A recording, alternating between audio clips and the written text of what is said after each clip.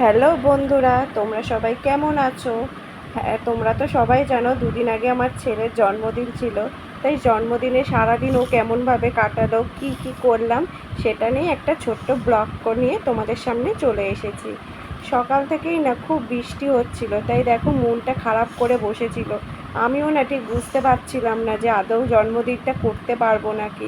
ওর জন্মদিন মানে বৃষ্টি না হবেই। সকাল থেকে রোদ, হঠাৎ করে বৃষ্টি। দুপুরবেলা যাই হোক সবাই দেখো আশীর্বাদ করলো ওকে।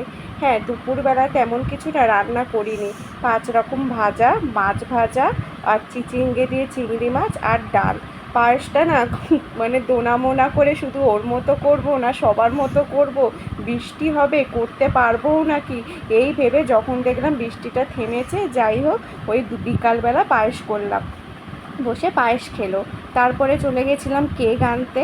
সব কিছুই না হঠাৎ করেই মানে করেছি, মানে আদৌ করতে পারবো নাকি এটাই বুঝতে পারছিলাম না বৃষ্টির জন্য।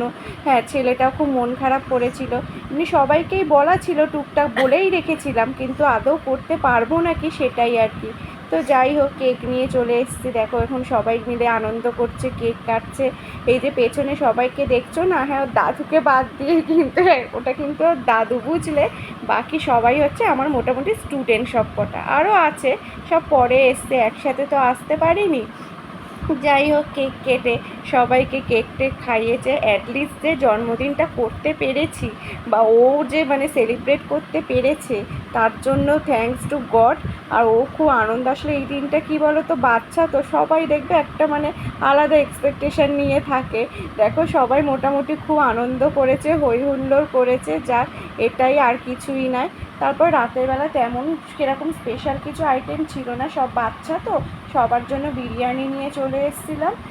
এইভাবেই আমাদের বার্থডেটা কেটেছিল। Bye bye friends.